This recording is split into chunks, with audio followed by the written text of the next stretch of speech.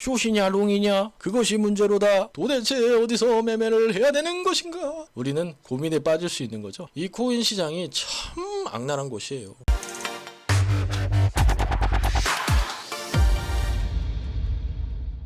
이번에 얘기할 거는 큰 그림 보는 법, 작은 그림 보는 법인데 간단합니다, 여러분들. 자, 큰 그림 보는 법은 월봉이 고점을 찍고 크게 음봉을 떨어뜨려서 변곡을 하고 있구나. 현재로선 그렇네요. 약간 깜빡깜빡하면서 도지 캔들이라 함은 그 도지가 아니라 십자 캔들을 말하는 겁니다. 지금 깜빡깜빡 하면서 밑으로 내릴까 위로 갈까 막 지금 깜빡깜빡 하고 있죠. 뭔가 반등을 꾀하고 있구나. 막연한 추상적인 그런 생각을 할 수 있고, 근데 사실 이 봉도 마감이 되어야 확정 지을 수 있습니다. 지금 이렇게 깜빡깜빡이지만 월봉이 마감이 아직 안 됐죠. 아직도 진행 중이라는 겁니다. 그래서 얘가 음봉으로 막 이렇게 바뀔 수도 있고 양봉을 막 띄울 수도 있고, 현재로서는 깜빡깜빡이면서 내려갈지 올라갈지 이제 사나이 테스트 중이다. 주봉으로 왔더니 밑에 저점을 한 번, 두 번 찍고 이것도 큰 변곡 구간을 노리고 있는데 몸통을 꽉 채운 양봉이 나오면서 약간 캔들 모양도 좀 알아야 됩니다. 밑꼬리를 만들고 양봉을 꽉 채우면서 어느 정도까지 올라갔다가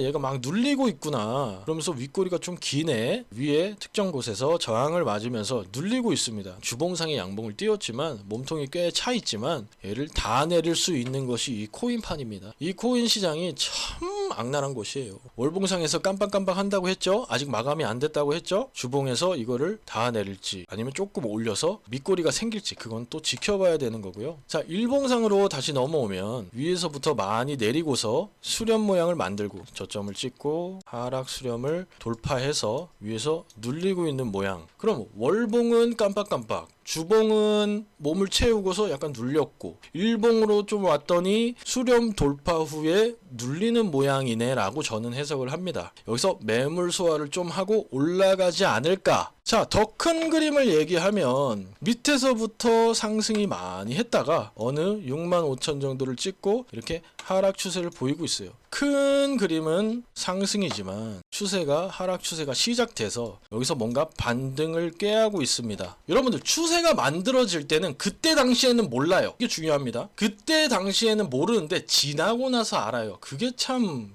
어려운 부분인데 그래서 항상 도전입니다. 그러니까 큰 그림 보는 법은 어느 의미 있는 곳에서 반등이 나왔고 매물 소화를 한 다음에 저점을 다지고 수렴을 돌파해서 눌리고 있구나 이런 식으로 이제 보는 겁니다. 이런 거는 여러분들 많이 해봐야 되고 많이 이제 차트를 보는 사람들이랑 많이 대화를 하고 또 이런 뷰 보는 법을 계속 많이 봐야 돼요. 그래서 사람마다 관점이 다릅니다. 꼭 항상 참고하시고요. 이렇게 큰 그림을 넣어놓고 작은 그림 이제 4시간 봉으로 옵니다.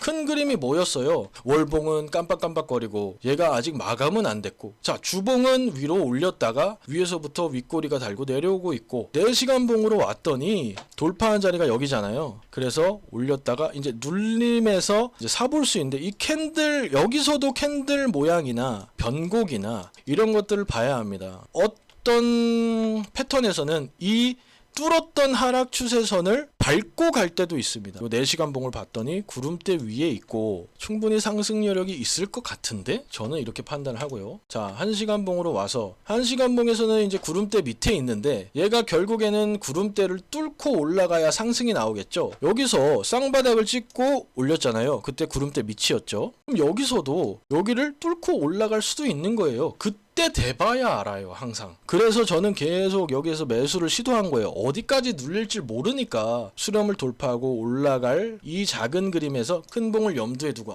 눌리고 올라갈 수도 있겠다. 일봉상의 이런 하락 수렴을 뚫고 올라갔으니까 1시간 봉에서의 이런 눌림. 자, 그러면은 어떤 곳에서 타점을 잡아볼 수 있는 거예요. 대칭이론으로 봤을 때 하락, 상승, 하락 뭐 이런 데서 이쯤에서 잡아볼까? 이 근방이 되겠는데. 그래서 저배로 사사살. 그래서 지금 이제 만개 수량을 들고 있는데 밑에서 더 살 수도 있는 것이고, 만개 가지고 뭐하냐 장난치냐 이러면 대화가 안 되는 거죠. 그래서 저는 이렇게 1시간 봉에서는 이 근방 그럼 세밀한 가격이 좀 나오겠죠. 그러면서 이제 30분, 15분 봉을 보면서 약간 의미 있는 꼬리를 찾기도 하고 또 어디랑 맞았는지 어디서 반등이 나올지 또 이전 매물대 생각하면 36,000 초반일 수도 있는데까지 열어두면서 여기까지 열어두면서 저는 매수를 받고 있는 겁니다. 여기가 깨지고 이 부분이 깨지면 저는 아마도 이제 롱의 관점이 다르게 바뀔 수도 있어요. 근데 이 악랄한 비트코인 세력들은 오늘 여기 작은 구간에서도 나왔지만 여기를 툭 깨고 이렇게 골파기를 하고 올리기도 합니다. 그래서 확인 매매를 하기도 하는데 그 확인 매매를 하면 이 시간봉상에 15분봉 이상의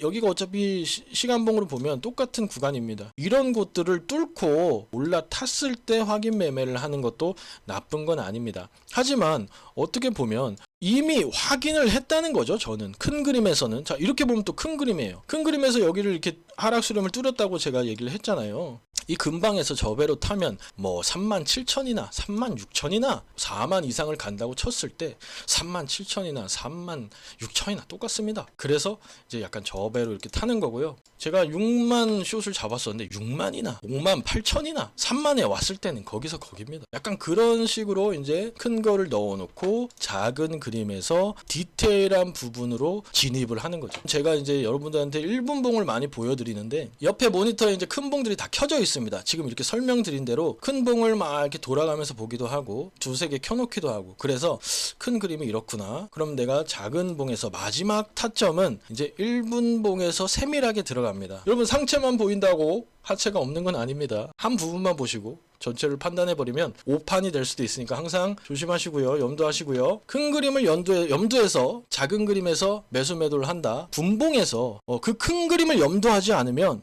숏이냐 롱이냐 그것이 문제로다. 도대체 어디서 매매를 해야 되는 것인가? 우리는 고민에 빠질 수 있는 거죠. 큰 그림을 염두에 두고 작은 그림에서 단타를 칠 수 있는 것이다. 그리고 작은 그림에서 큰 그림에 대한 뭔가 진입을 세밀하게 해볼 수 있는 것이다. 잘 염두하셔서 매매하시기 바랍니다.